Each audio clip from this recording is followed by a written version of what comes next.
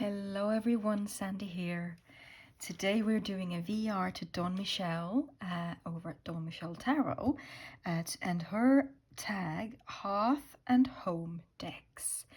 I really loved it when this tag came out quite a while ago now, but for some reason I didn't do it back then. So now I'm doing it now instead. Either way, there are a list of prompts, and I have taken some time and chosen some decks to go with those prompts. So the first prompt is Hearth and Home, the deck that feels like coming home for you. Now, you know me, I have a difficult time choosing just one deck, so I didn't put myself in any kind of rule that I had to break. I just decided to pick up the decks that tend to do this for me, or that I felt matched the prompts in one way or another. So for this prompt I chose two decks, and so the first deck I want to show you is the Cottage Witch Oracle. This is a deck that was made by my good friend Krista over at Crochet Witch Tarot, and I hold this deck so dear, and that's why it also feels like coming home when I use it. Krista and I, we live on nearly the opposite sides of the world, but we still have very similar surroundings in a way. We both live quite far up north. We get wintry winters, and a lot of the wildlife is to some extent similar. And on top of that, Krista and I, at least I feel that we have quite a lot of things in common. And when I read with this deck, it feels like it's speaking straight to me, to my heart, and yeah, we're both librarians as well, so this card means a lot to me as well. And I think we just have very similar loves, me and Krista, in a lot of ways. And this deck just really speaks my language. It's comforting, it's warm, it has all the things that I adore, and it just, yeah, it hits right at home for me. I love this deck so much, and I'm so grateful for Krista, to have Krista as a friend, and for her generosity. Since she gifted me this deck, and yeah, it's a very beloved deck in my collection. All right, the next deck in this category, the Hearth and Home category, is probably not a surprise to any of the people who have been watching my channel for a while, and it is the Victorian Fairy Tarot by Linnea Weatherstone and Gary Lippincott. This deck actually also has a Krista connection, since she is the one who introduced me to this deck, and she read my cards. She read for me with this deck. It was my very first tarot reading that I have ever received from anybody, and it just resonated with me so much. And so I started searching for this deck, since it is out of print. This is a Llewellyn printing of this deck, However, Linnea recently had a Kickstarter for a new edition of this deck, an indie edition, and from what I gather, that one should be shipping fairly soon, I think. Either way, I have loved this deck ever since I first held it in my, or ever since I received that reading, really. But after receiving it, I received it from a lovely person that I bought it from secondhand, and that person had taken such good care of this deck. It's in impeccable condition even after I have used it a ton. You can still barely see any marks of use on this deck. I love this cardstock so much, and it's just, there's just something about this deck that just makes me feel at ease and at home, and it always gives me such good readings. And also, this is one of the decks that I've had for quite a while now, and it's a deck that I've reached for a lot. So I suppose that's also part of why it feels like home for me. The characters have just developed they have their own personalities now, and it's just given this deck its unique voice with me, and I just, yeah, really love this deck for all the advice and comfort it has given me over the years, or yeah, I suppose years now. But either way, it is definitely a home and hearth deck for me.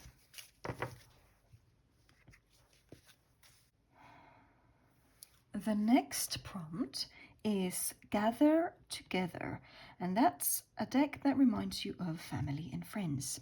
For some reason, I really struggled with this prompt in particular. I suppose because tarot for me and the tarot decks that I've chosen are just about as far away from my family as you can get, I suppose. And what I mean by that is that I'm somewhat of a black sheep in the family, or the odd one out, I suppose we can call it. And I just tend to have very different tastes and different outlooks and ways of perceiving things in comparison to my family. However, when I started thinking about it, I do have one deck that reminds me of my childhood and the books that my parents and grandparents read to me as a child. And I suppose they, in that way, remind me of my family, of my childhood, of the folk traditions from where I come from, etc. And that is the John Bower Tarot.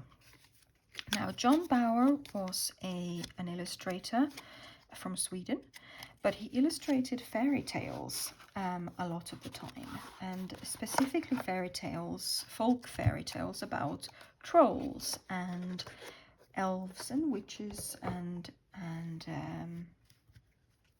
such.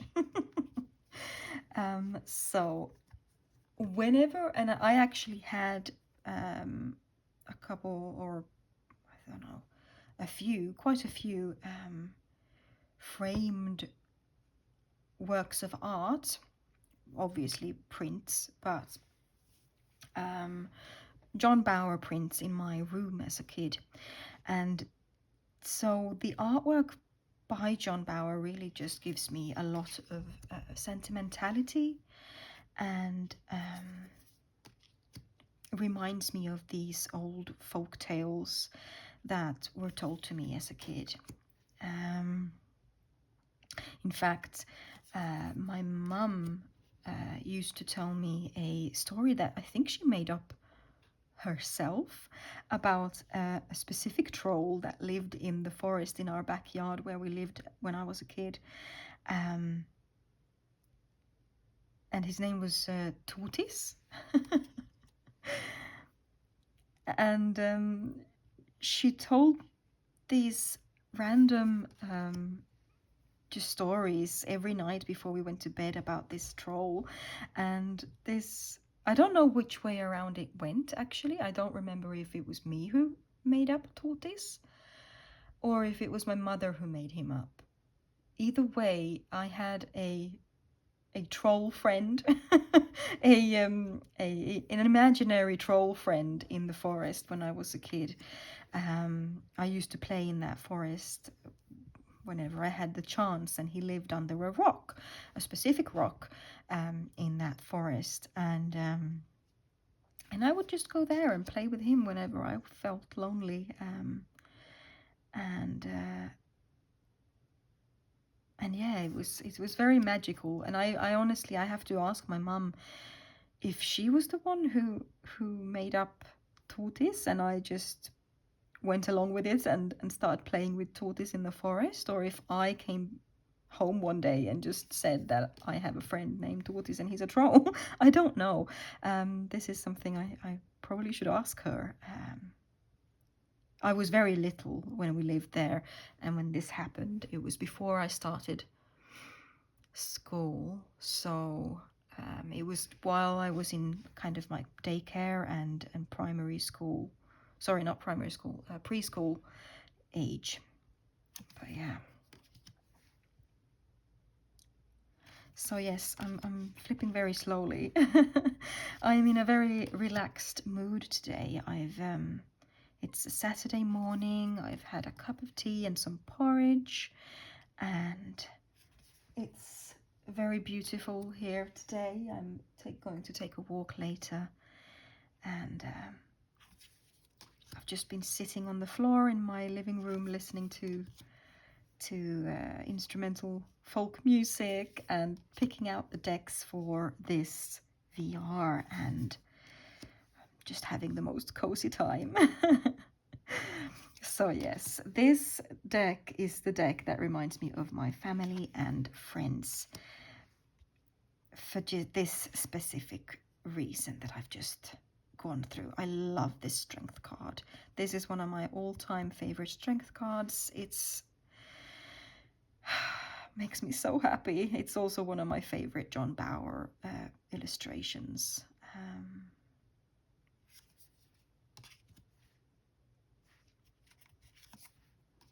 So yeah, that was my Gather Together deck. Next up is prompt number 3, Light Up Your Life, the deck that lights your way through the dark. So for this one, I have 3 decks. The first one I'm going to show you is the Dreams of Gaia Tarot. Now, this one I chose partly because it feels like this deck is literally shining through the dark. You know, it feels like the artwork is glowing, and it's mostly dark in the, like, the setting is usually in the darkness, I feel, because there's lots of glowing artwork, and it looks like they're always lit up in the dark. So that's reason number 1. Reason number 2 that I chose this deck is also that this guidebook is phenomenal. It always gives you good advice. It always gives you something to reflect on. It always lights the way through the dark for me. It always feels like whenever I'm in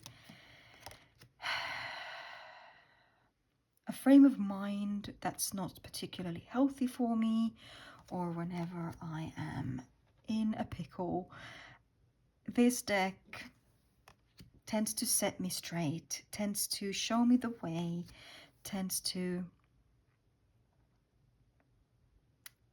yeah, just take my hand and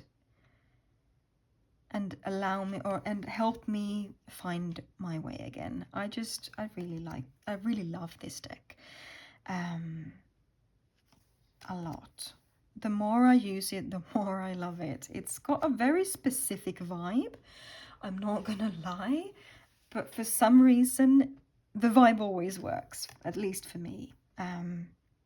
It's very, I don't know, fantasy, but in a weird, different way. It feels like if all the different kinds of fantasy genres and folk traditions and fairy tales just got smushed together, like from all over the world, got smushed together with some little bit of cosmic energy thrown in there. That's this deck. It feels like it just consists of everything at once, if you understand what I mean by that. And that just makes it just so special and inclusive, and like it's just got so many teachings and so many wisdoms to share with you, and yeah, I just adore this deck so much.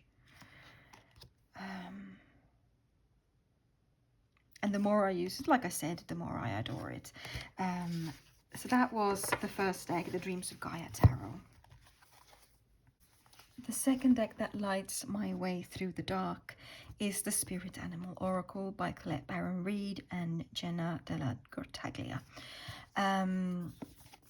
This deck, I have talked about it many a time on my channel. It's one of my all-time favorite oracle decks, partly because it's one of the oldest I've have, and also because it just always helps me whenever I pull a card from this. I don't pull a card from this very often, but when I do, it has some really deep-hitting wisdom to share with me, and it always gives me a new perspective to look at, and it helps me get through the worst times. So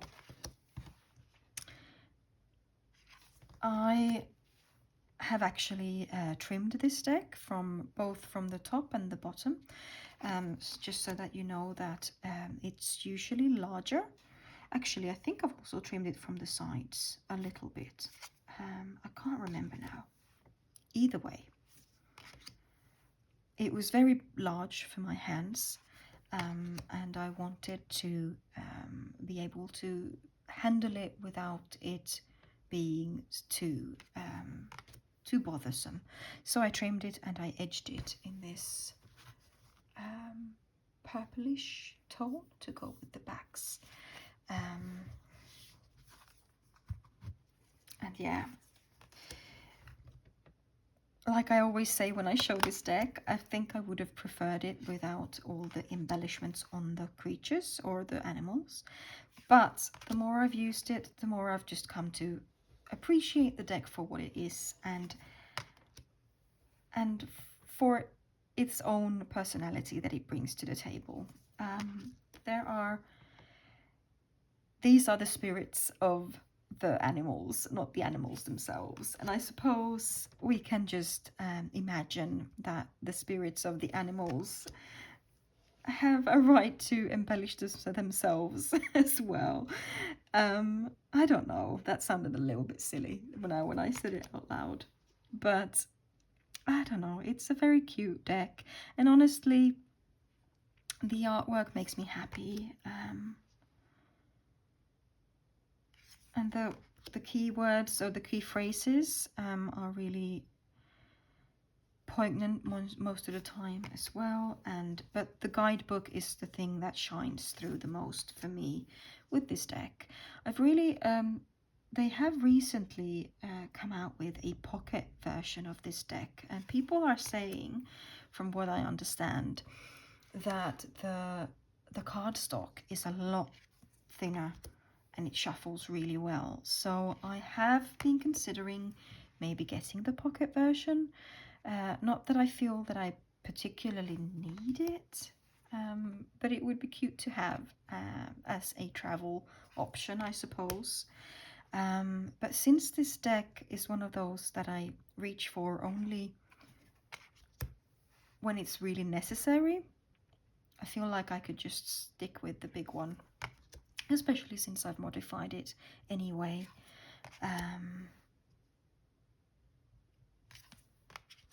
So yeah, this deck will always have a very special place in my collection. And the third deck I wanted to show you in a deck that lights up my life is probably a bit of a surprise, but it's the Forest Fay deck by Nadia Turner. When I first got this deck, I got it because I absolutely love Nadia Turner's artwork. I'm not gonna lie though, when I first got it, I wasn't sure how to use this deck. I felt like it was, you know, just some random words on pretty cards. Oh, how wrong I was. The more I've used this deck, it's given me some very profound guidance in the last few months, especially paired together with some other decks and as part of my slow tarot approach. And it's just always has it feels like the message that it gives in the moment is not the initial or the actual message, if you understand what I mean. When I pull a card from this deck, I usually leave it up on my altar for about a month or two, and throughout this time that I am working with this card that I've pulled, it's the meaning of it just keeps unfolding, especially throughout the time that I'm working with it. At the moment, I am working with the Spiny Sister. She is up on my altar at the moment, and she came up together with the Pine card from my Celtic Tree Oracle. Since I've also started working with the Oghams, this is the Pine Ogham that I'm currently working with as well. I pulled these two, by the way, in completely separate readings, and so the Pine is clearly the card for me, or the Ogham for me to work with at the moment, and I feel like the Spiny Sister just goes so well with the Pine tree. And I just, yeah, so these two are up on my altar at the moment, and they are teaching me new things every day when I sit down and contemplate. So yes, back to the deck at hand, the Forest Fay Oracle. Like I said, absolutely adore this deck. It's got so much more depth than you first think, and the artwork is fabulous. And yeah, this is such a gem in my collection. I absolutely adore it. All right, the fourth prompt is Rainy Days, the deck you want to curl up with on a rainy day. So for this one, I actually have 3 different ones as well. The first one I want to talk to you about is the Way of the Panda Tarot. So this prompt I took to mean, of course you can take it to mean a rainy day as in sad days, or rainy days can also, in my opinion, be days where you have the full, like just full permission to stay indoors, if you're off work, of course. But like, let's call it a rainy Sunday. You have full permission to just stay indoors and do all of those things that you normally don't take the time to do. And this deck, for me, represents kind of those both meanings. It represents the coziness and the comfort that you can only get from these little pandas. But it also represents that other type of rainy day where you just can have the time, take the time to sit down and properly study a deck. The guidebook, the big guidebook for the Way of the Panda Tarot, is absolutely fantastic, and it gives you some very interesting spreads for each major arcana card. And I have still not taken the time to properly get to know these pandas. So that's why I've chosen this deck as one of the decks that I would like to curl up with on a rainy day. Partly because it would cheer me up if the rainy day is a sad day. And also partly because I just really, really need to take the time to properly get to know this deck, and to start working with the incredible guidebook that it has. It's yeah, such a little gem. And it also reminds me of my good friend Andy, who introduced me to this deck, and who loves pandas and who loves this deck. The next deck I wanted to share with you, that I would like to play with or use on a rainy day, is the Stolen Child Tarot. So this one is new to my collection, and I absolutely adore this deck for the beautiful artwork and the different approach to tarot, really. So a big reason to why I'd like to curl up with this on a rainy day is that study aspect. I would like to really just hunker down and just read the guidebook and play with the ideas that this deck gives, and explore this deck in depth. Oh, that is so pretty. And the moose.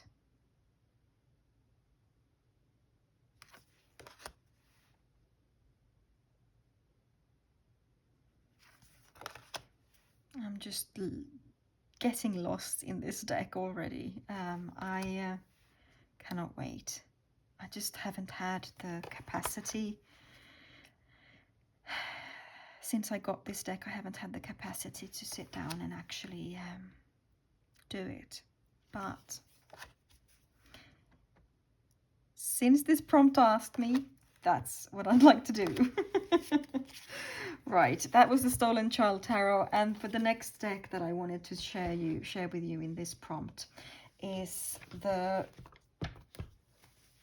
Witch's Wisdom Tarot. Now, I've had this deck for a long, long time, and I was so disappointed with the cardstock and the sheer size of this deck. It is so cumbersome to handle. that I just put it away until I felt like I needed to start using it.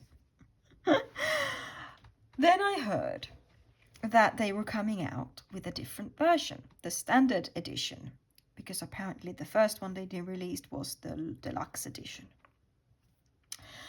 And everybody was so excited. They were hoping for a thinner cardstock, a smaller deck, so that we could start using the deck in a more comfortable way.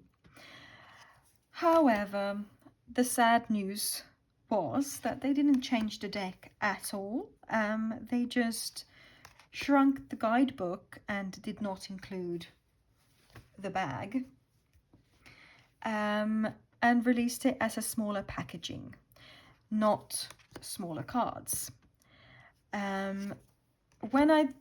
When this finally was confirmed, when somebody had bought it and made a video about it, I took out my guillotine and I chopped into this deck. So I have chopped off about 5 millimeters from the bottom of this deck. So it's at least a little bit shorter. Let me show you. This is a standard tarot size. So it's very nearly a standard tarot size in length now. Width, of course, as you can see, it's still way too wide. But I don't want to cut into the artwork. However, I did notice that the space underneath the title was large enough for me to cut a substantial amount off of the cards without losing much or any of the artwork in most of the cards. And so that's what I did, and at least now I can hand over hand shuffle it. I cannot riffle shuffle it, which is my preference, but at least now I can start working with it. And so this is another deck that I would like to curl up with on a rainy day, because I'm eager to find out what wisdoms the deck has to offer me, and I'm also very ready to enjoy the beautiful artwork in this deck. And yeah, so this one is a third deck that I would love to curl up with on a rainy day. Alright, for the next prompt we have Harvest Nights, the deck that evokes harvest vibes or bonfire night vibes. And for this one I've actually only chosen one, and that is the Green Witch Tarot. I actually can't remember what decks Dawn Michelle herself chose for these prompts, but I'm pretty sure that the Green Witch Tarot features in her choices as well. It's a very long time since I saw this video, since it came out for a very long time ago. But yes, this deck is definitely... Hang on. I think I saw it first on Dawn Michelle's channel. However, I think it was both it was a decision that I came to after talking to Krista, I believe, about this deck, and I adore this deck. It's so pretty. I love it to bits. And this one definitely gives me that kind of autumny harvest feel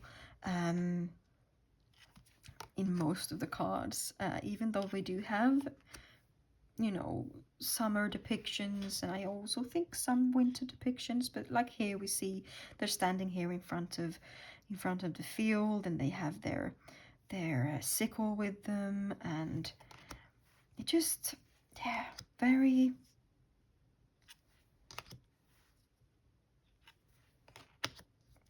just like rural folk tradition vibes, harvesty, bonfire-y vibes in this deck overall, and that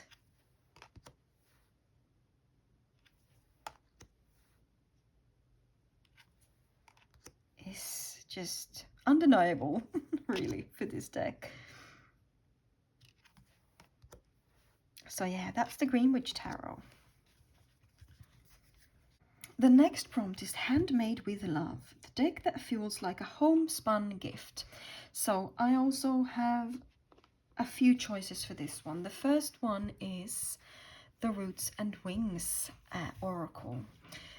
This little bag was handmade by Krista, who gifted me this deck, and that's partly why it feels like a homespun gift.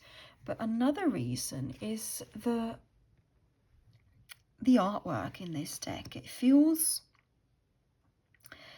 so tender, so close to home, so homemade, but not in any kind of derogatory way, if you understand what I mean. It feels homemade with love. It feels like, I mean, I absolutely adore the artwork in this deck, and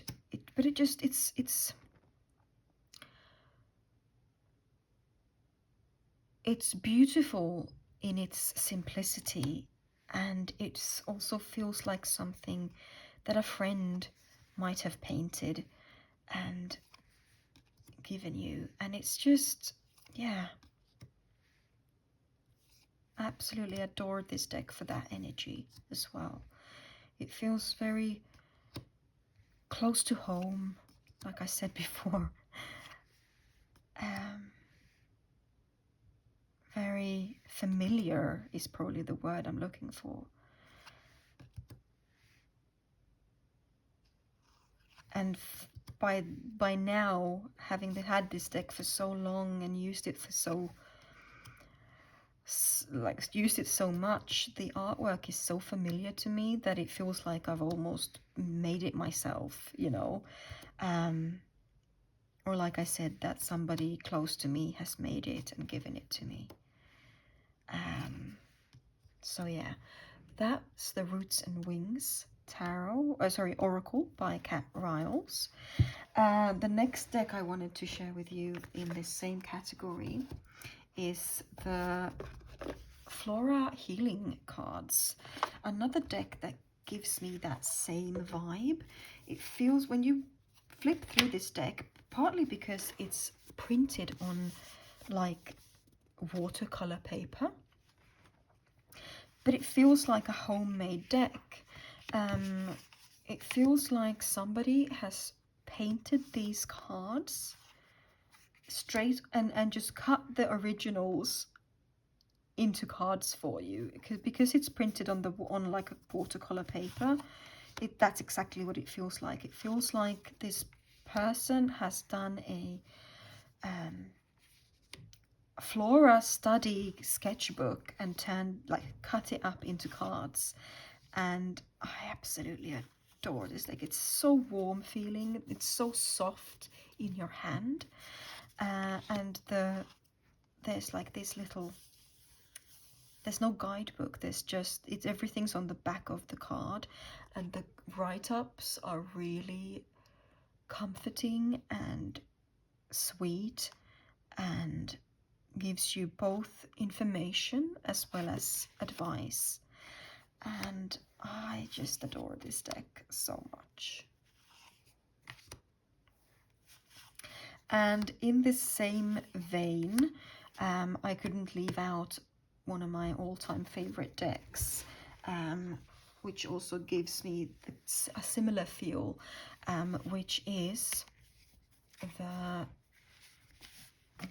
Hedge Witch Botanical Oracle by Ciolo Thompson.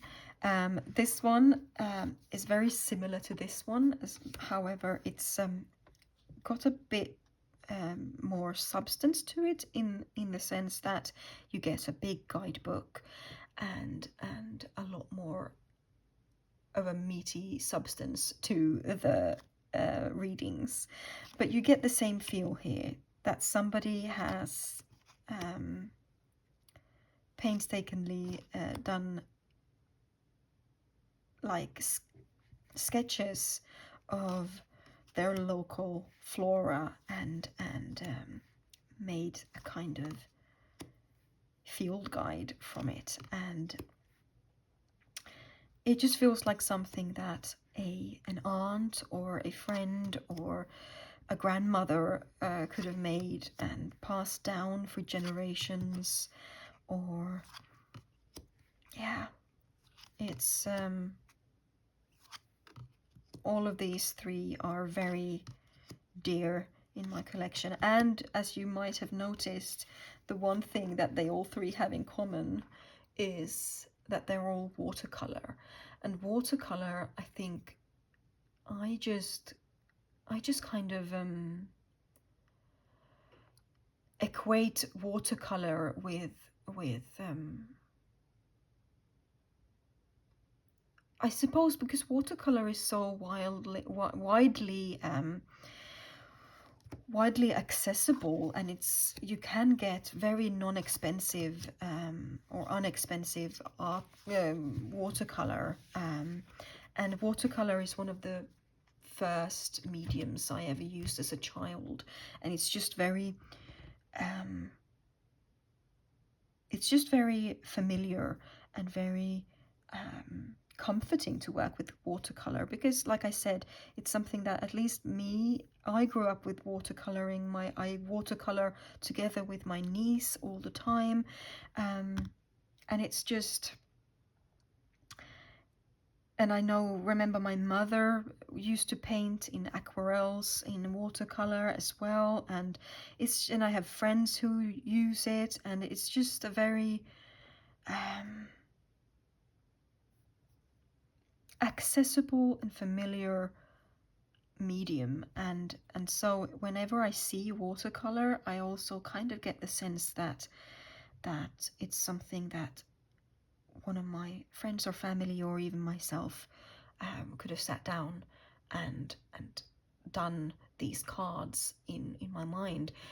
I'm not saying that I could draw or paint even remotely close to as beautiful as these artists. That's not my point here. My point is, anyway, I suppose what I'm trying to say is that watercolor art in and of itself just has this very handmade feel, and which, I mean, it is. And it just yeah, you get what I'm trying to say. Let's move on. The next prompt is Thankful, Grateful, Blessed, the deck that helps you appreciate the good times. I've managed to keep it to only one deck for this prompt, and it's the Animal Tarot cards. Now, this is an old Doreen Virtue deck that is actually being reprinted. It's been out of print for quite a while, but it's, like I said, being reprinted, and I think the new edition is coming out next year, sometime beginning of 2024. And I will be keeping my eye on it to see if the cards themselves have any better cardstock, because this is another one of those chunky decks with cardstock that is a bit too stiff for my hands or for my liking. I have trimmed this deck to make it a bit more manageable for my little hands, and I've edged it in this Galaxy Gold, and I absolutely adore it. So anyway, this deck is a very sweet deck. It always gives me spot-on readings though, and surprisingly deep readings. I absolutely adore this artwork. It always gives me such cheer, And I suppose that's part of why it makes me feel thankful and blessed as well, because I just get to enjoy all of this beautiful artwork whenever I want. And it's just, yeah, I definitely, I could have put this deck in the next category as well. I could have put it in with the decks I want to have on a rainy day. I also could have put it in the one that reminds me of my family, actually, because this one reminds me of my grandmother, and kind of like, you know, with the slightly cheesy artwork. And it could have gone in a lot of different prompts in this tag, to be honest, but I chose to put it in the thankful, grateful, blessed category just because it always seems to be able to point out something good in every situation, which I suppose, but it's, what was I about to say there? Words for me today, honestly.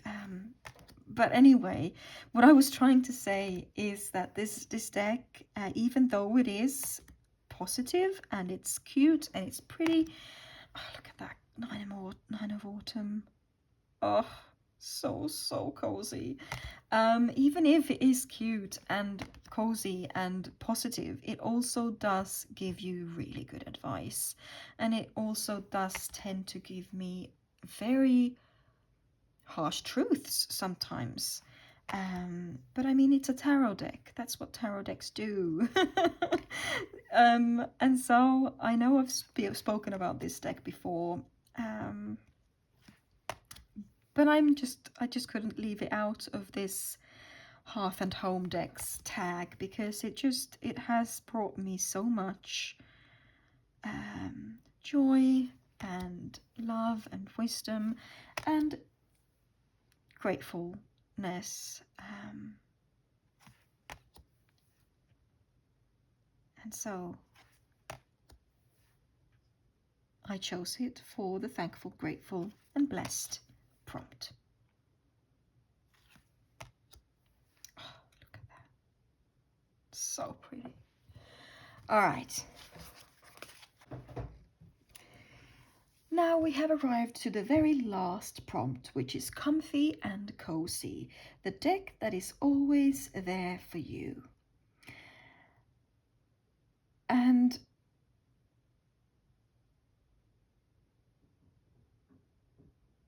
in this category, honestly, I could show you any of the decks that I've already shown you. All of the decks that I've shown you so far have been there for me, and they're always there for me whenever I need them. But the deck that I decided to show you, or the deck I wanted to actually show you here, was the Spirit Animal Oracle. But I ended up showing that one in the Light Up Your Life category, because it really has done that a lot of times for me. But the deck I decided to show you now is a deck that's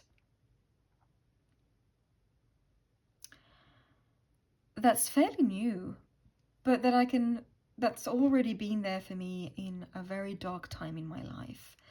And it's also a deck that I suspect will continue being that for me, and that is the Heart Align Affirmation Oracle by Kimberly M. Sand, the same creator that made The Way of the Panda Tarot, by the way. This little deck is, first of all, so cute. It's also so very pretty, with all the glitz and the glam. But when we turn it around, we get such heartfelt messages.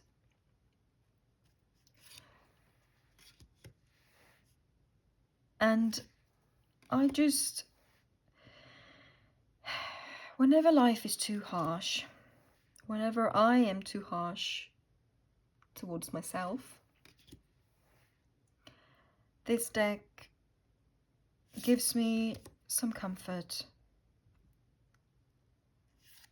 some good words to tell myself, to help me really calm down in the moment,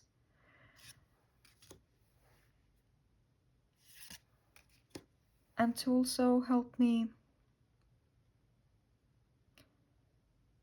look at things differently. I mean, I suppose all the decks do that, but this deck is just so simple, calm, and just helps me breathe sometimes. And this deck also pairs really well with the Dreams of Gaia Tarot. I've used those two together a lot. And it's also brought some really interesting perspective to some of my readings.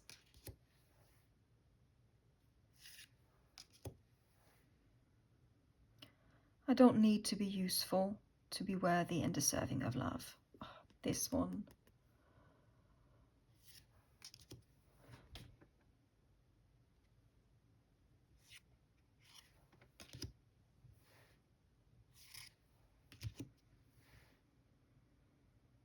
I forgive myself for being the person I've been in order to survive. Also, it just gives you such hard-hitting messages sometimes. But yeah, so that's the Heart Align Affirmations Oracle. Such a little gem in my collection. All right, so like I said, all of the cards or the decks that I've shown you in this video could have easily filled the last comfy and cozy category of decks that are always there for me, because they all are. I just wanted to save the Heart Align for last because it really does bring so much comfort when times are rough. But yeah, that was my Hearth and Home decks, and this was a VR to Dawn Michelle. I want to thank Dawn Michelle for this beautiful, beautiful tag, and I want to thank all of you for joining me and taking part of this little sharing moment that I am putting out there. So thank you very much for joining me, and please take care of yourselves and be well, my friends. I'll see you in my next video. Bye.